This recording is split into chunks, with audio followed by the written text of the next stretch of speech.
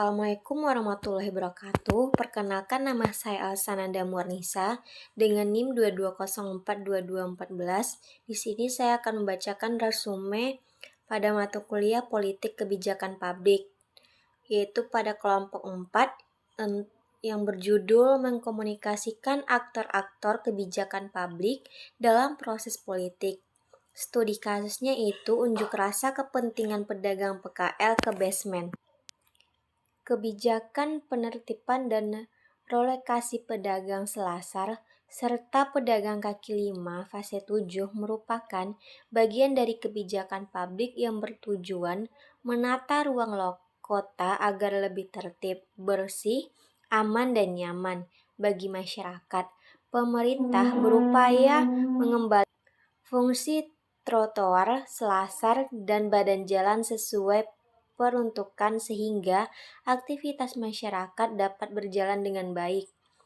Keberhasilan kebijakan penertiban dan relokasi sangat tergantung pada kemampuan pemerintah membangun dialog yang terbuka, transparan, dan melibatkan semua pihak, sehingga pemerintah perlu menyeimbangkan ketegasan aturan dengan kepedulian terhadap kondisi ekonomi pedagang agar kebijakan dapat diterima oleh masyarakat dan konflik sosial dapat diminimalkan. Pertanyaan saya, bagaimana cara pemerintah menciptakan kebijakan relokasi yang tepat, tertib, tidak merugikan pedagang kecil? Saya akan membacakan resume oleh kelompok 7 yang mana judulnya menganalisis dan membuat hasil analisis kebijakan. Analisis kebijakan merupakan proses berpikir kritis dan praktis untuk memahami nilai serta memberikan rekomendasi terhadap kebijakan publik atau organisasi. Kebijakan adalah serangkaian keputusan, program, atau tindakan yang diambil untuk menyelesaikan masalah dan mencapai tujuan tertentu. Fungsi dan karakteristik analisis kebijakan. Fungsi analisis kebijakan yang pertama mengidentifikasi masalah, yang kedua menganalisis dampak dari kebijakan, yang ketiga memberikan rekomendasi, yang keempat membantu menciptakan kebijakan. Selanjutnya ada karakter analisis kebijakan bersifat praktis, menggunakan pendekatan sistematis berdasarkan data dan bukti.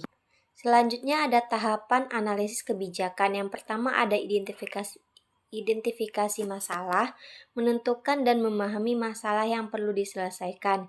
Yang kedua ada dampak alternatif kebijakan. Yang ketiga ada penyusunan rekomendasi solusi. Yang keempat ada pelaksanaan kebijakan. Nah, yang terakhir ada pemantauan dan evaluasi. Identifikasi masalah kebijakan publik adalah langkah awal yang sangat penting dalam proses pembuatan kebijakan. Tahapan ini bertujuan untuk menentukan, memahami, dan menganalisis permasalahan yang terjadi di masyarakat sehingga dapat ditentukan apakah masalah tersebut memerlukan intervensi kebijakan dari pemerintah. Melalui identifikasi masalah yang tepat atau yang jelas, pemerintah dapat merumuskan kebijakan yang efektif dan sesuai dengan kebutuhan masyarakat. Dalam proses identifikasi masalah, kebijakan diperlukan berbagai teknik pengumpulan data dan informasi agar masalah dapat dipahami secara kompetitif. Data yang akurat akan membantu pembuatan kebijakan dalam merumuskan solusi yang tepat dan efektif.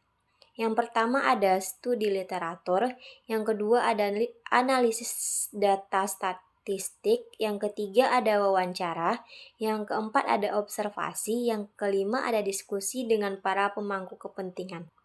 Alternatif kebijakan merupakan berbagai pilihan solusi yang diajukan untuk mengatasi suatu masalah kebijakan.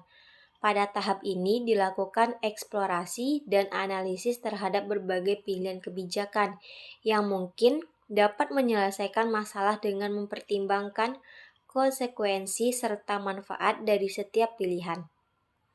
Jenis-jenis alternatif kebijakan. Yang pertama ada kebijakan baru, yang kedua ada perubahan kebijakan, yang ketiga ada pencabutan kebijakan, yang keempat ada kombinasi kebijakan.